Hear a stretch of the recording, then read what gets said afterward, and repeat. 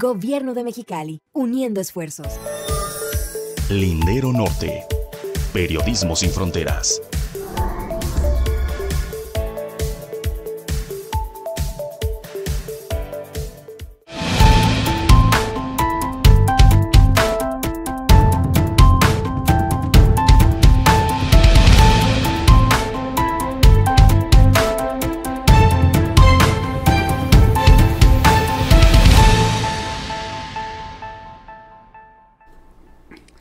Hola, ¿qué tal? Les saludo con mucho gusto. Yo soy Antonio Eras, esta es la Era de los Eras, sobre todo Lindero Norte, y es miércoles de análisis, de reflexión con Rodolfo García, doctor, pero sobre todo mi amigo Rudy García. ¿Cómo está, Rudy? Bien, mi Toño, en plena canícula. Que ya ni digo nada, pero bueno, bien, gracias a Dios, y te veo que vas bien. Me da mucho gusto verte, saludarte. Ahí va. Oye, ¿cuántos días nos quedan de canícula? Nos deben de quedar de 12 a 14 días, porque tienes que restarle los 3 días nublados. De 12 a 14. Sí. Imagínese usted cómo estamos, que está todo lo que da. Húmedo. Sí. Mexicali es la tierra que reúne, por ejemplo, a Monterrey sin agua. Ándale. Reúne a Venecia cuando llueve, se inunda. Reúne a Ciudad Juárez con los asaltos. O sea, somos una ciudad, ahora sí, que se nutre de las peores cosas del resto del país. Oye, Rudy. Salvo las personas. Bueno, no todas. No todas. Pero bueno, hay un mestizaje tremendo también, pues ahí de chile dulce y la manteca. Sobre todo, hay una fuerte, una fuerte ascendencia de Sonora, de Sí. Sinaloa. Es el caso mío. Mi papá de Sonora, mi mamá de Sinaloa. Así. Y tú nacido en Mexicali. Nací nativo de Mexicali. Sí, pues es que Yo, lástima que mi madre murió cuando yo estaba muy joven, pero yo le hubiera reclamado que hubiera ido a nacer de Rosarito para arriba. ¿Por qué Mexicali? Sí, ¿verdad? Pero en fin. Pero bueno, finalmente Aquí estoy.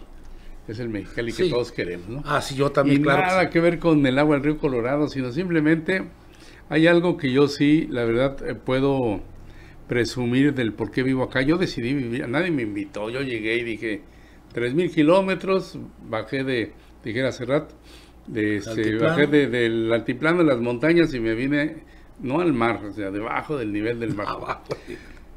La gente de Mexicali es tremendamente generosa, te cuesta trabajo al inicio entrar, pero cuando entras, y que es tu caso, mi querido Rudy, con esa amistad que me has prodigado a lo largo de 3 décadas ya, y un lustro casi, pero, Sí. pero es la gente, Rudy.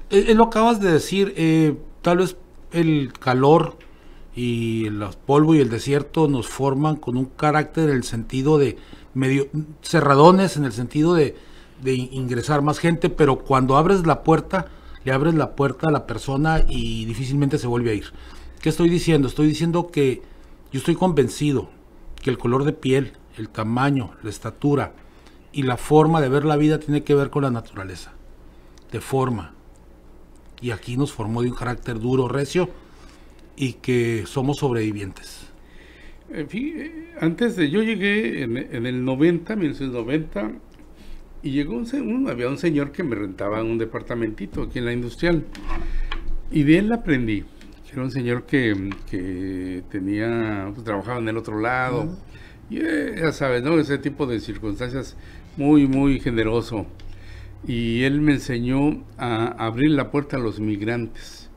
Él era mi vecino además, y cuando pasaban por ahí del ferrocarril, sí, que iban rumbo a la garita o al cerco, salía con sodas, con sándwiches y les daban lonche. Y entonces poco a poco aprendí que esa era la medida. Era la medida, y entonces mi visión del migrante cambió mucho. Y entonces además ahí yo me reconocí, pues finalmente lo que soy, otro migrante. Al final de cuentas mi origen también es migrante, ¿no? Mi padre y mi madre, no sé, mis abuelos, vienen de tierras de Sinaloa y Sonora, y se quedan aquí. O no, las circunstancias, otra vez, no te llama el calor, te expulsa. Lo que te llama es la concordia, la manera en la que puedes vivir.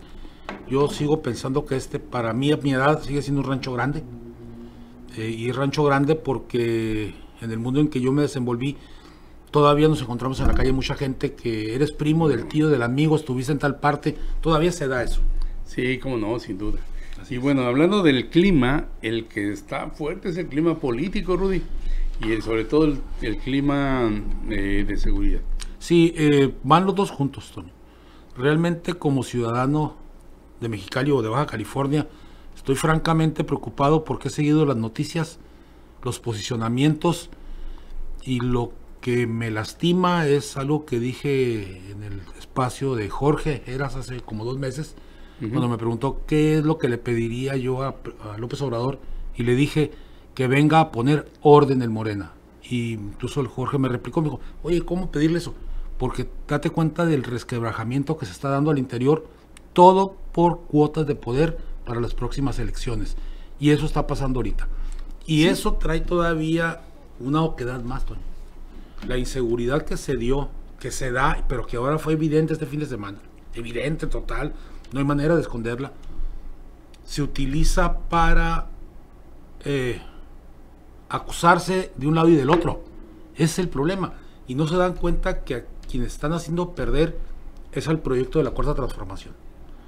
El gran problema de aquí, que el ambiente tan caliente, es que alguno de los grupos va a salir perdedor. Y cuando uno de los grupos salga perdedor, quien va a perder es el proyecto de la Cuarta Transformación.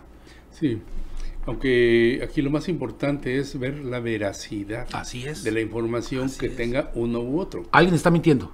Sí, eso creo que queda claro y que bueno, pues usted se va a dar cuenta, sabrá. Y por ejemplo, vamos a empezar con el tema de la planta fotovoltaica que generó un conflicto muy fuerte al interior de esos dos grupos, del grupo de Bonilla y del grupo de Marina del Pilar. Vamos a escuchar qué es lo que dice el señor Pon, que es el coordinador jurídico, sobre los señalamientos que hace el señor Jaime Bonilla, en el sentido de que él no quería construir una planta fotovoltaica, sino nada más contrató a una empresa para que suministrara energía eléctrica para el acueducto Río Colorado. Vamos a aprovechar que estamos aquí con Paul, vamos en Casa Creada.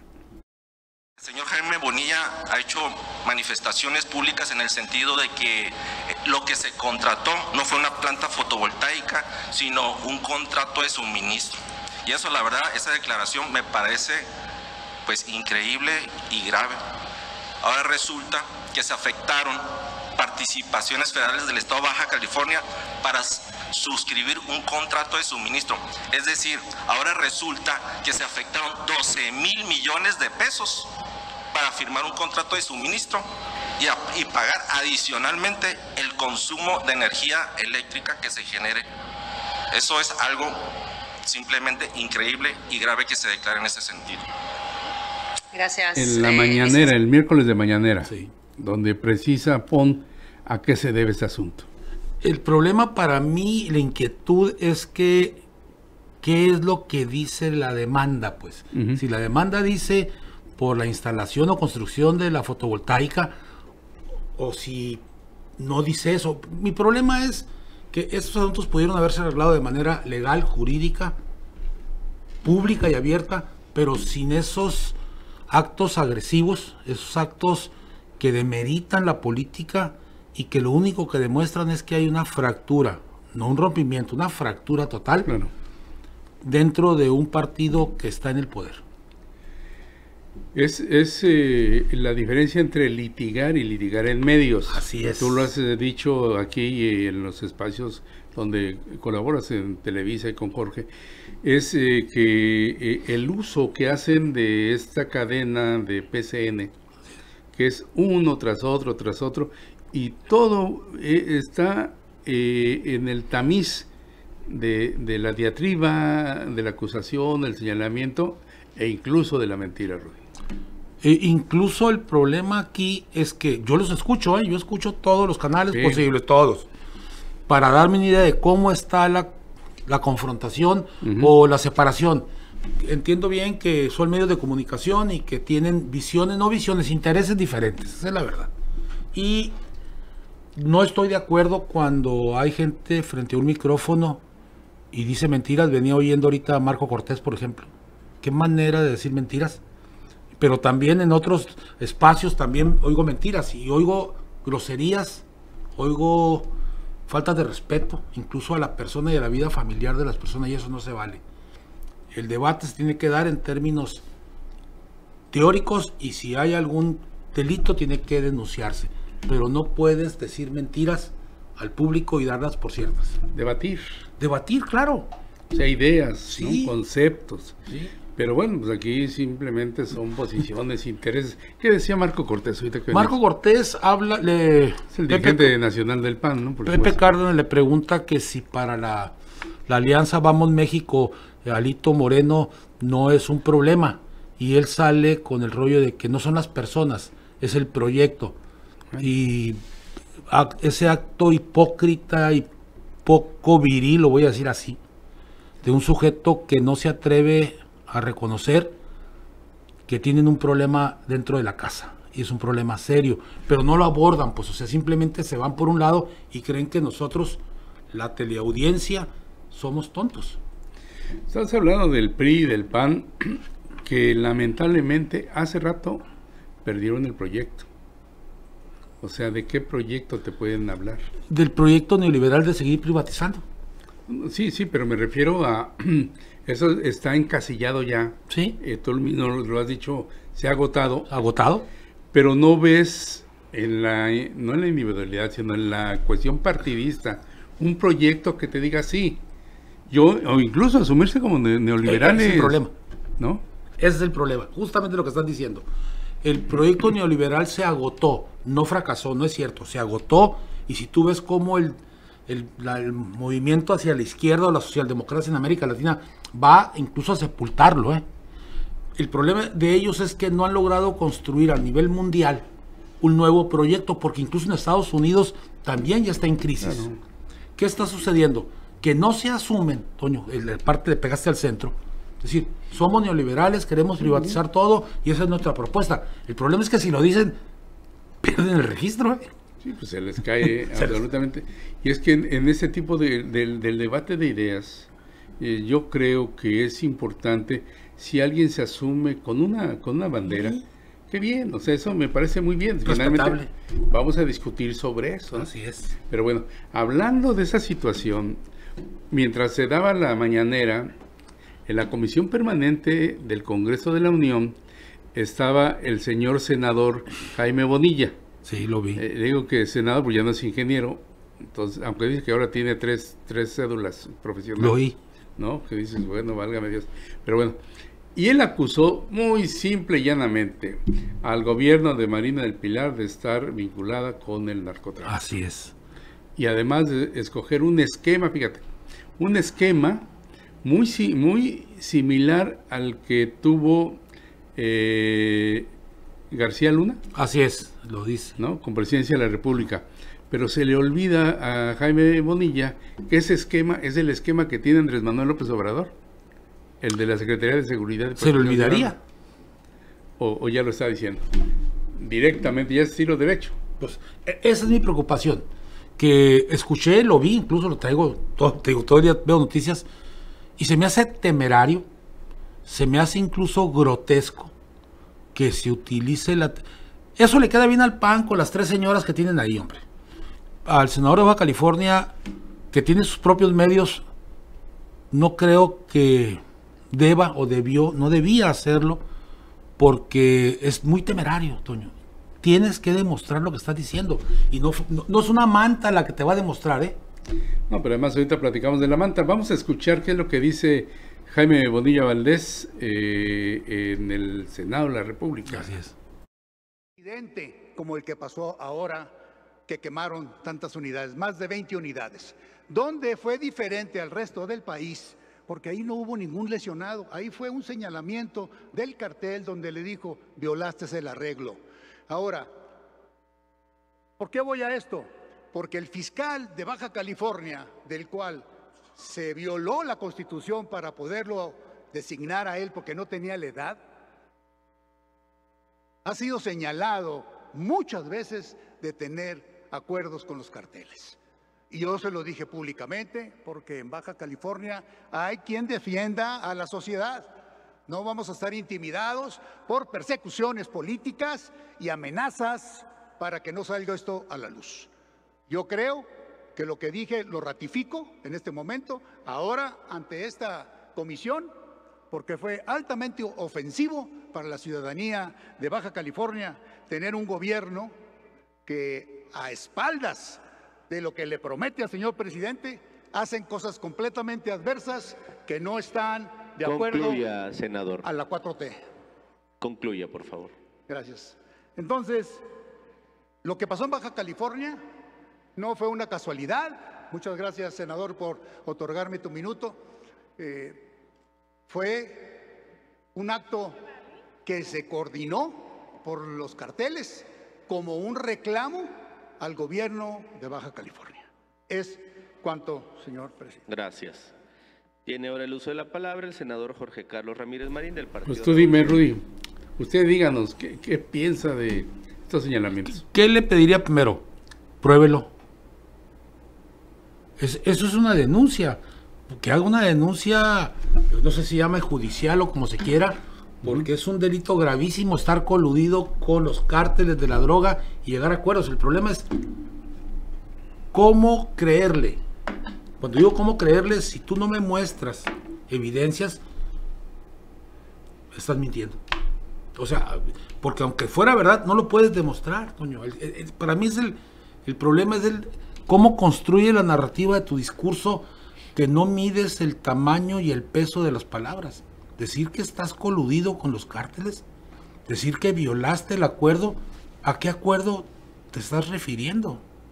¿Qué formas de gobernar? ¿Qué experiencia?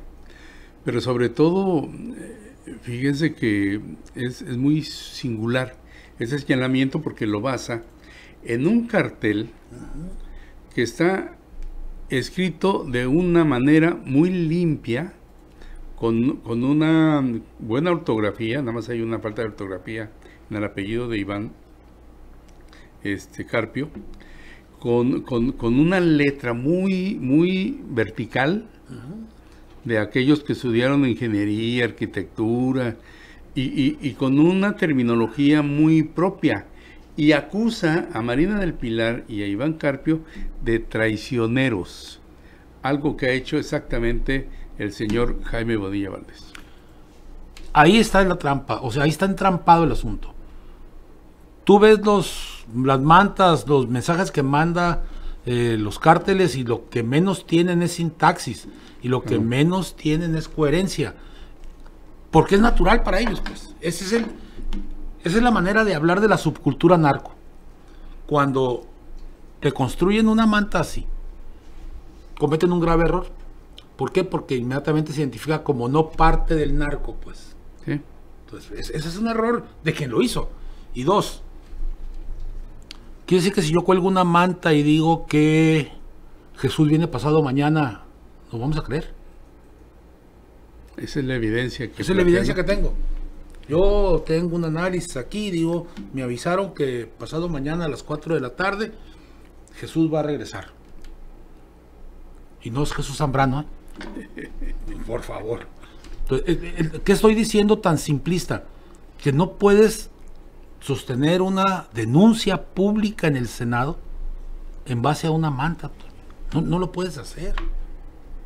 No, pero bueno, además, no, si puedes, no debes de hacer. No debes de hacer. Y además habla con una familiaridad sobre los cárteles que a mí me espantó en un principio, pero dije no. Y hay que recordar, porque cuando entran los Arellano Félix a Baja California, fue en la década de los 80s, cuando el mentor político de Jaime Bonilla era gobernador, y era Quicotenca Leiva Mortera, en paz descanse, ya falleció. Pero aún así, lo que estaban planteando a nivel nacional el Gabinete de Seguridad era un entrampamiento entre el cártel Jalisco Nueva Generación, Sinaloa y el cártel de Tijuana.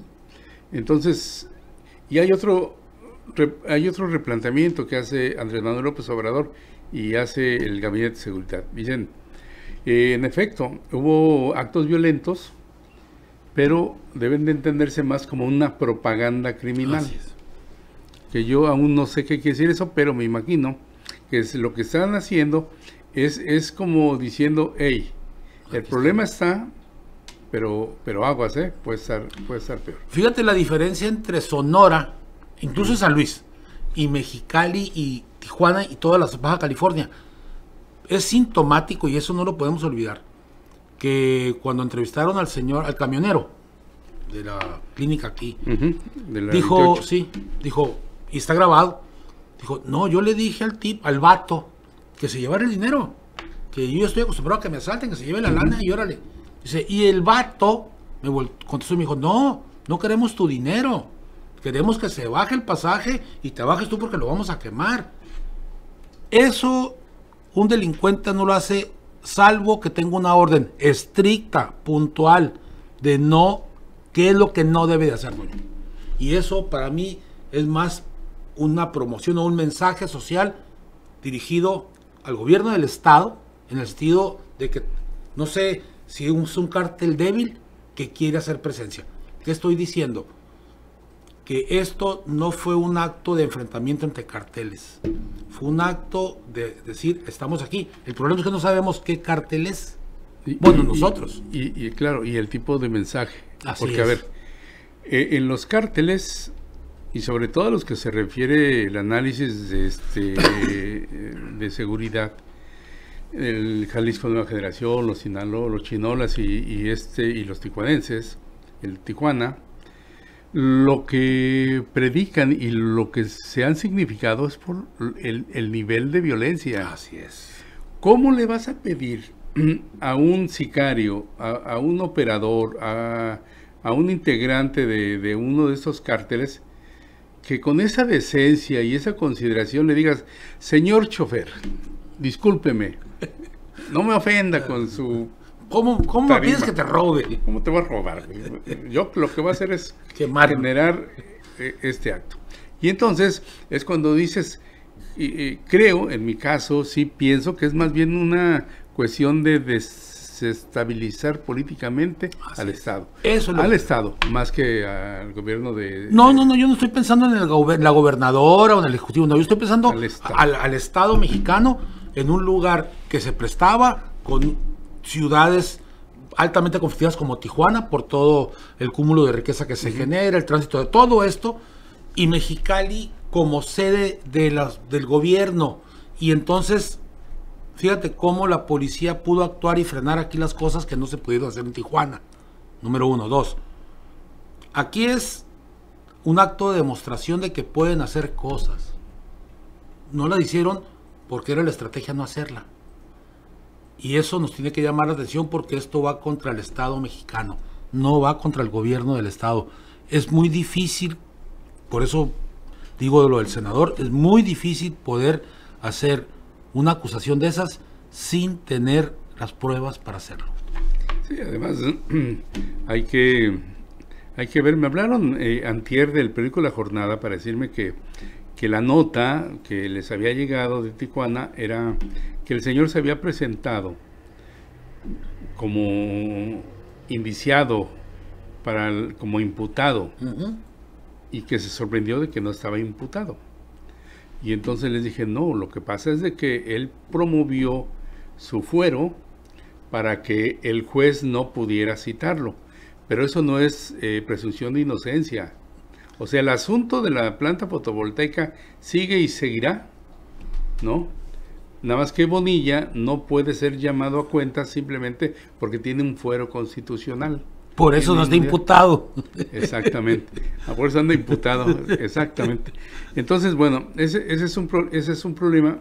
Y el otro que vemos, Rudy, es que en este concierto de caos, ¿no? O ese desconcierto que se da a nivel nacional, el secretario de la Defensa Nacional dice, bueno, vamos a controlar, hemos ido conteniendo, pero hay un pretito en el arroz, que es Baja California y sobre todo Tijuana. Hijos. Entonces tú dices, ¿en dónde estamos? El asunto aquí es que Yo soy de la idea que si ya entró el ejército, que le entre con todo, mano. ¿Por qué? Porque yo no puedo aceptar como ciudadano que la última frontera de seguridad, que es el ejército y la marina, Sí, cómo no. sean vilipendiados, sean agredidos, sean ofendidos. Eso, mejor no los pongas en la calle. Sí, porque es la frontera. Es la frontera, no tenemos otra. La frontera de la legalidad, de la gobernabilidad, de la fuerza. De la fuerza misma. Pues, Hoy me salí y me di cuenta que vemos camiones militares y unidades militares recorriendo Mexicali. quiero decir algo fundamental, ahorita que lo dices. Es inhumano, es injusto tener al ejército, a los seres humanos que están en el ejército, en los lugares como los tienen en la Universidad Politécnica. Que están allí en esa Sí, parte. están en la parte de atrás, en un baldío. Sí, en el baldío. En el baldío. Eso es inaceptable para quienes nos están defendiendo como última frontera. Lo veo y cada vez que paso, todos los días, me enoja, me molesta, porque no es el trato que merecen. Lo dices bien y con muchísima razón. Hace 2 días también pasé por ahí y nos llamó la atención que ver algunos soldados ahí. Entonces están atrás de la universidad. Están atrás de la universidad en un campamento, en esta ciudad, en este calor y en ese desierto en el que está la universidad. No, tremendo. Jesús Francisco Licea Cázares, buenas tardes, saludos desde el kilómetro 43. Manuel Moreno, también saludos. Gracias. No alcanzo a leer sus comentarios porque se me mueven muy rápido, así que ya la edad y la vista, pero bueno. Vamos a escuchar qué dice el secretario de la Defensa Nacional sobre el tema de Tijuana y Baja California concretamente. Sí, donde el enfrentamiento de las organizaciones sea más difícil de quitar, porque precisamente están en el límite donde se realizan, territorialmente el límite donde se realizan estas actividades ilícitas, y va a ser difícil poder eliminar por completo eso, y va a seguir permaneciendo en diferentes niveles de violencia entre ellos. Puede seguirse dando, pero no generalizarse a todo el país. Ese es el secretario de la Defensa Nacional hablando de Baja California, particularmente de Tijuana. A mí se me hace natural, normal la respuesta del señor. Quiero decir una cosa, este periodo que lleva como secretario de la Defensa Nacional se lo está acabando, Lo veo al señor y no es aquel acto joven, fortaleza, lo veo ya muy serio, pero a lo que voy. ¿Cuándo Tijuana ha estado pacífica, Toño? No, pues es históricamente. Es histórico. Porque además esa probidad y ese sentido de pertenencia y ubicación que se tiene contrasta exactamente con todos los pecados contemporáneos, históricamente, ¿no? Históricamente. O sea, Tijuana no sería Tijuana si no estuviera. Si no tuviera todo eso. Sí. Y no es que me guste o me agrade. Desde que yo soy niño íbamos a Tijuana, había mucho más percances, muchos más accidentes, mucho más desastre que el Mexicali. Seguíamos y nos decían que estábamos en el rancho. Ellos decían que era la ciudad. Una ciudad conflictiva por algo muy sencillo. Tienes a San Diego enfrente y tienes al estado más rico de la Unión Americana enfrente, claro, con un mercado de consumo de droga que no se lo acaban nunca. Y es la frontera donde hay que cruzar. Y entonces, si estos cárteles cruzan la República o llegan por barco o por lo que tú quieras, tienen que pasar por ahí a fuerzas. Y está la droga, y están los migrantes, y trata de están blancas, todo. Todo. Decía un amigo poeta, en paz descanse, Abigail Bojorquez de Sonora, es que Tijuana es el tianguis del deseo, me decía. Así todo. Es. Tienes todo. Todo. Bueno, incluso Montserrat Caballero, alcaldesa morenista, dice, todo. Si quieres droga, aquí hay, Así es. Es que no lo puedo ocultar. Pero tampoco su nivel. Pues lo que pasa es que le he escuchado a la ciudadana presidenta municipal y voy a decir algo, que tú eres el profesional en eso, que no hay quien le escriba los discursos o que escuche el análisis crítico a favor de ella, decirle no diga esto o dijo esto y se pasó, que no hay alguien. Bueno, hay quien cobra. Bueno. Pero no necesariamente. Y bueno, y es uno de los problemas que vivimos durante mucho tiempo, Rudy. 70 años con el PRI, de esa esa hegemonía priista, ¿no? Sin la clase política en su momento que llegó a darse, o sea, la clase política que tenemos hoy es el resultado de 70 años del PRI, o sea, eso es innegable, ¿no? La cultura política. Pero igual pasaron los 30 años del PAN en Baja California, y poco a poco fuiste viendo ese decantamiento que se da entre los políticos porque no escuchan. Y pasó con estos 2 años de neoliberalismo de Morena en Baja California con el señor Jaime Bonilla, y Montserrat Caballero pues prácticamente es su escuela. ¿Qué podemos esperar? No oyen, Rudy. Es que no oyen, pero no se oyen a sí mismos. No, es el problema. Eso de que cobren las facturas a quien le debe es francamente vergonzoso. No voy a decir más, sino vergonzoso, porque tiene que medir muy bien sus palabras en tiempos de crisis. Si yo soy alguien que vive en Tijuana y dice eso, pues lo que voy a hacer es lapidar mi casa porque un narco le va a cobrar al otro, o a quien se le está cobrando. O sea, yo estoy en medio. Estoy en medio. Entonces, eso es, de veras lo oí una vez, otra vez, y luego después dice, quien entendió, entendió. Pues claro que el que entendió, entendió. Pues el que no entiende, pues no entiende, Toño. Dice ella que le quitaron la matriz, no el cerebro, dijo. Es una. Y la otra, acuérdate, cuando era diputada y además presidenta de la Junta de Coordinación Política y dirigente de Morena, ¿qué dijo? No dijo. En plena sesión sacó su bote rojo a tomarse una cerveza, que tú y yo lo hacemos, Rudy. Pues claro. Pero en nuestras casas, o en tu casa, que eres muy generoso y me invitas. Pero en una sesión del Congreso, la representante de Morena y la representante política o la lideresa política del Congreso, pero bueno, esa es Montserrat. No, lo que pasa, insisto, porque me quedo pensando, porque cuando estás en un nivel de esos y quieres seguir en esos niveles de política, tú debes de tener al diablito atrás. Yo lo hice durante mucho tiempo. Tienes que tener al diablito atrás, el que todo el mundo le caiga mal porque está diciendo, cuidado como estás sentado, cuidado con lo que acabas de decir, te mando este mensaje. ¿Por qué? Porque es una figura pública y ahorita es la presidenta municipal de una ciudad que le acaban de quemar 20 carros. ¿Cómo? Aquí tienes que salir a decirle a la ciudadanía, estamos trabajando, aquí están los generales, aquí está, no sé, todo este aparato, estamos en tales partes, y no decir, pues que les cobren las facturas a quien le deben. ¿Es el derecho de piso? Y esa alcaldesa de Morena lo que está haciendo, entre líneas, es decirle, señores, hagan lo que quieran, pero no se metan nada más con... Sí. Sigan con el trasiego de drogas, sigan con el trata de blancas, sigan con la extensión a los inmigrantes, o sea, no importa. Y si se quieren bloquear entre ustedes. Pero por favor, me los mandan lejos del municipio. No, eso no tienen manera de justificar, Toño. Insisto, es una falta de reconocimiento que alguien que vive de la política debe de tener un discurso político. Rodolfo García es doctor en educación, tiene 4 décadas dando clases frente a grupo. Ha sido consejero electoral y además es una persona crítica, muy crítica. Sí se define de izquierda. Así es. Pero también ha sido muy crítico del PAN, del PRI y de Morena. Y de Morena. Y de los bonillistas. Sí, tengo que dejar claro que mi posición es una posición de resistencia al neoliberalismo de toda mi vida, Toño.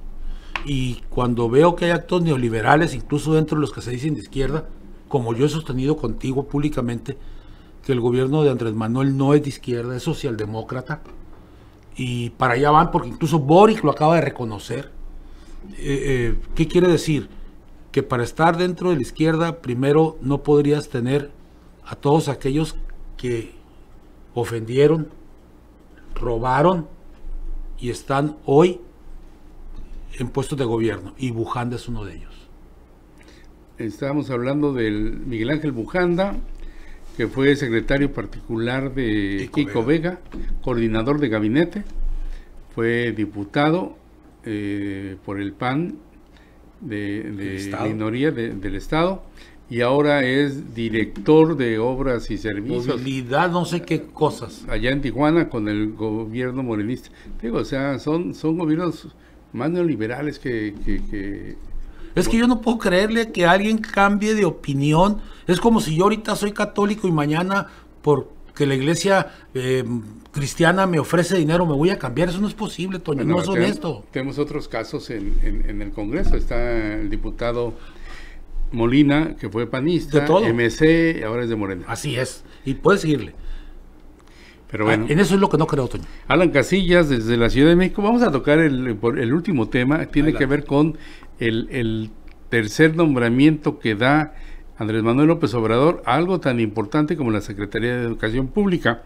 Pero Alan Casillas te pregunta, Rudy, que si lo de Alito es igual que lo de Delfina Gómez en el Estado de México. No. Y se nota que eres de izquierda. Sí, Pero, pues claro que soy de izquierda, o sea, pero para aclararle, jamás he vivido de un partido político. Al único que pertenecí, nosotros lo manteníamos como estudiantes. Más. y ya desapareció. Ya desapareció. Y ahí dejé de militar. Entonces, no son iguales porque lo de Delfina Gómez, a la cual no conozco, ya se le sancionó y no se le sancionó a ella, se le sancionó a Morena. Y se le cobró una multa por lo que hizo, por lo indebido. Era indebido lo que estaban haciendo. Punto. El problema es que ahí sí lo hacen y aquí en Mexicali o en Baja California no lo hacen con el PAN, con el grupo ese de Humanitas o como se llamara en Ensenada, que hacía exactamente lo mismo, pero aquí no hay memoria para el PAN. Se recordará que es cómo les descuentan vía nómina dinero a los trabajadores para cuestiones políticas. ¿Políticas? Así es de fácil. Bueno, hay que recordar que hay un descuento al Partido Revolucionario Institucional por una situación similar en 2016 al PRI, que recibía dinero del gobierno panista, sí, supuestamente de los trabajadores.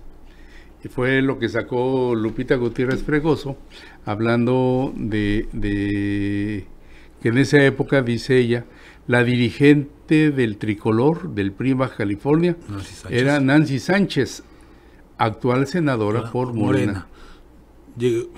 La primera pregunta que me nace es, en una administración panista que fueron muy celosos para mantener a los panistas nada más, ¿a poco había trabajadores militantes del PRI dando dinero para el partido?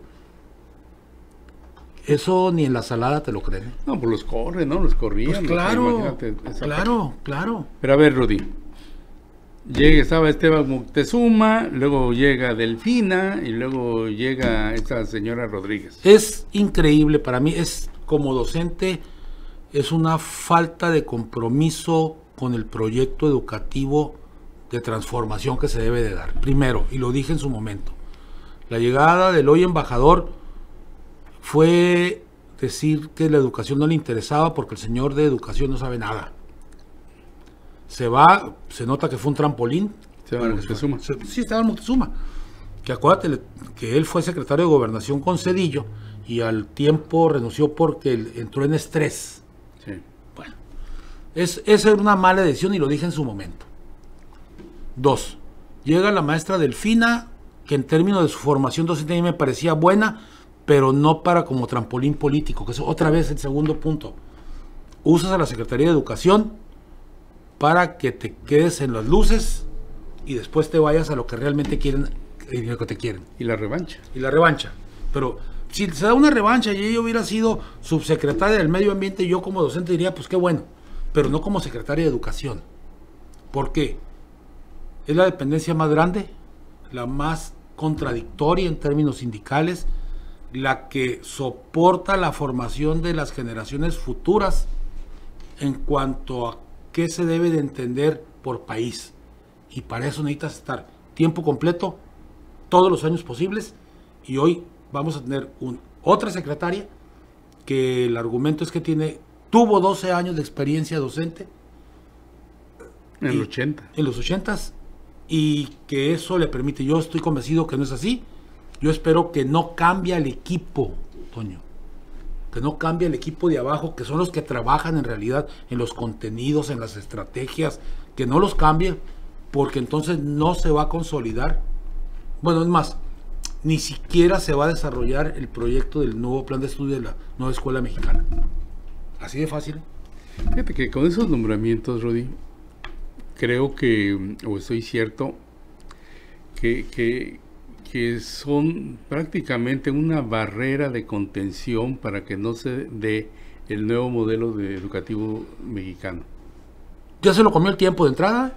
Bueno, ese es uno de los grandes problemas siempre, ¿no? Ahí está. Llegas con un proyecto y cuando lo quieres instrumentar ya pasaron 2 o 3 años. Mi Toño, si a mí si alguien lo nombra desde el primer mes de tu administración, secretario o secretaria de Educación, y le encomiendas el nuevo proyecto de Escuela Mexicana, que construye el proyecto, tiene 4 o 5 años, no solo para diseñarlo, sino para experimentarlo, para probarlo, para corregirlo y decir, se termina la administración, pero ya está cimentado. Aquí no, están anunciando que esto es para el próximo ciclo escolar, la escuela piloto, 30 escuelas por estado, y después cuándo va a ser la evaluación, y después cuándo va a ser la corrección, y después cuándo va a ser la implementación. Y caray, el nombrar uno y otro, lo único que hace es frenar el proyecto, un proyecto inacabado, por cierto, que los docentes no lo conocemos y que todavía falta que lo socialicen, y ya estamos en el ciclo escolar 22-23. Hoy aparece en Reforma algunos puntos sobre este nuevo plan, que se me hacen como que muy singulares, Rodi. Muy singulares porque forman parte de un programa piloto. Y creo que en su momento tendría que socializarse para conocer y realmente definir esos puntos. El problema es fundamental para mí, que sí he estado leyéndolo, tú sabes que la doctora Celia Parra está metida en eso, yo también, ella más que yo. Yo estoy más en la formación de los docentes. El asunto aquí es que, de entrada, hay poca información. 2, esa poca información en muchas partes lo tergiversan. Te voy a dar un caso concreto. Hoy, con López Dóriga, el señor dijo que desaparecían los grados escolares. Estaba entrevistando a un investigador del CINTESTAB del Politécnico, y ella tuvo que decirle, no desaparecen. Fíjate nada más cómo la poca información y todavía mal manejada te lleva a que entres en dudas porque no tienes la información. Las y los docentes que van a enfrentarse al plan piloto deben conocer mucho antes para saber qué van a hacer. Sí, es a lo que me refiero, o sea, porque es sui generis. Lo que yo te planteo es de que no hay una socialización. No la hay. Y ese genera todo un problema. Dice, por ejemplo, y te lo quiero consultar, Rodi, desde el aula, dice Reforma, según el nuevo plan de estudios, se busca desterrar 4 dominios de la lógica colonial, entrecomillados. Sí. Uno es el económico, apropiación de la tierra y la explotación humana. 2 es el político, control de las autoridades. 3 el social, control del género, clase social, sexualidad, condición étnica. Y el 4 que es epistémico, control del conocimiento y subjetividades. Eso y todo te dice nada, Rodi. Es que está, mira, para quien escribió eso en Reforma, le quiero decirle que eso en realidad es parte de Philippe Renaud en 10 nuevas competencias para enseñar. Si algo está planteándose en el nuevo modelo es la libertad de género, que es básico para nuestra sociedad desde la primaria. El respeto al otro. La otra edad, pues. Lo que pasa es que no usas palabras más que allá en el posgrado. Pero aquí es el asunto. El respeto al otro significa el reconocimiento al ser humano. Para quien escribió en Reforma, le sugiero que lea Freinet por un lado y que lea, hijos, me voy a poner muy radical, a Neil en Inglaterra, para que vea lo que es la libertad total. No estamos en ninguno de los dos casos. Se está malinterpretando. ¿Por qué? Porque no hay la suficiente fuerza informativa dentro del magisterio para poder defenderlo. Ese es uno de los planteamientos que se hacen. Normalmente tú platicas Con maestros, hay maestros que no manejan conceptos, Rudy. Así es. Muchos, ¿no? Claro. Y hay docentes que la verdad te quitas, Sí. ¿no? Y bueno, y hay profesionales de todo esto que se dedican a la formación de docentes, tú entre ellos, que generas docentes a de veras. Pero a ese nivel, en maestrías y en doctorado. Sí, así es. Estoy de acuerdo. ¿Y en las normales? ¿Qué pasa? La crítica hacia las normales que ha sido de hace 40 años que trabajo ahí, es la normal no forma gente intelectual o teóricamente preparada. Forma instrumentos, robots, para que vayan al salón y hagan lo que le dice el programa, incluso en las actividades. Está tan desmenuzado que en la normal no hay, en los 4 años, no lees un solo texto completo. Uno. Y los reto a que me digan en qué materia. En qué Pura semestre. síntesis, ¿no? Ojalá los compendios famosos de la página 4 al párrafo 18, al párrafo 3 de la página siguiente. Y no lees el texto completo, no lees un texto completo. Eso te manda con carencias enormes en términos de saber por qué aplicas una técnica o una didáctica, porque no sabes que esa didáctica está pensada desde una teoría que está buscando formar un ciudadano. No es lo mismo que te metas a hacer resúmenes, a que te metas a hacer ensayos, a que te metas a hacer cuadros sinópticos, a que te metas a hacer lluvia de ideas, porque cada uno de ellos tiene una teoría pedagógica diferente. ¿Quieres gente disciplinada? Vete a Macarenco. ¿Quieres gente libre, completamente libre? Vete a Neil. O sea, y el docente no le dicen en su formación, oye, si aplicas esto vas a formar un sujeto colectivo, un sujeto disciplinado, un sujeto que va por la línea, y si haces esto otro, vas a buscar un tipo que interrogue, que participe, que disienta, y eso lo forma la didáctica, Toño. Así de fácil. Por eso sostengo que cuando ustedes quieran saber en qué teoría sociológica, pedagógica, económica está una materia de la carrera que ustedes estudiaron, váyanse a la bibliografía. Ahí están los teóricos. Y ahí te va dando la ruta de navegación, ¿no? Pero por supuesto, no es la primera página, es la última. Fíjate que casualmente en todos los programas la bibliografía viene al final. ¿Cuál es el reto de la maestra Rodríguez, de Andrés Manuel López Obrador, a 2 años de terminar su sexenio? El reto, el ideal no lo va a lograr. 2, ¿qué es lo que en 2 años puedes hacer? Primero, llegar a la experimentación en las escuelas y tratar de que te realimenten con las cosas que funcionan y no funcionan, qué es lo que se necesita, y dejarlo hasta ahí para la próxima administración. Si coincide con López Obrador, que lo siga. Si no, otra vez se va a caer y otro nuevo modelo. ¿Cuántos modelos hemos cambiado en los últimos 30 años? Entre los 30 años hemos cambiado 3 modelos. El modelo más antiguo, que se llama didáctica tradicional, que fungió hasta los años 70, tiene que ver con la revolución industrial. Luego viene por objetivos, que es la didáctica japonesa, que es aquella de objetivitis, me acuerdo, que objeto general, objeto particular, objeto específico, actividad, todo ese rollo. Luego viene el constructivismo, que era la parte, si tú quieres, más liberal de todo a finales del siglo XX, y luego entra para quitar el constructivismo, entra el sistema por competencias, que entra el proyecto neoliberal completamente, de Philippe Perrenot, y que Perrenot lo dijo aquí en Mexicali, nosotros estábamos ahí en la reunión, dijo, no sé por qué me traen a mí, yo no conozco ni sabía que existía esta ciudad. Renaud. Sí, Perrenot, aquí en el Teatro del Estado.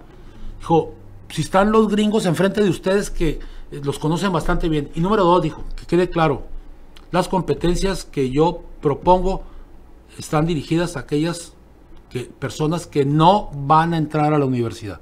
Están dirigidas para la competencia, para el trabajo. Mano de obra. Mano de obra. Calificada, pero mano de obra. A ese nivel. Mano de obra. Así de fácil. Y ahora la nueva escuela mexicana. Que lo que trata de hacer es, sin perder competencias, ojo, quiere meter una parte de humanización y de vinculación social. ¿Qué competencias la desliga completamente? Te hace para el trabajo y te hace individualista. Ese es el...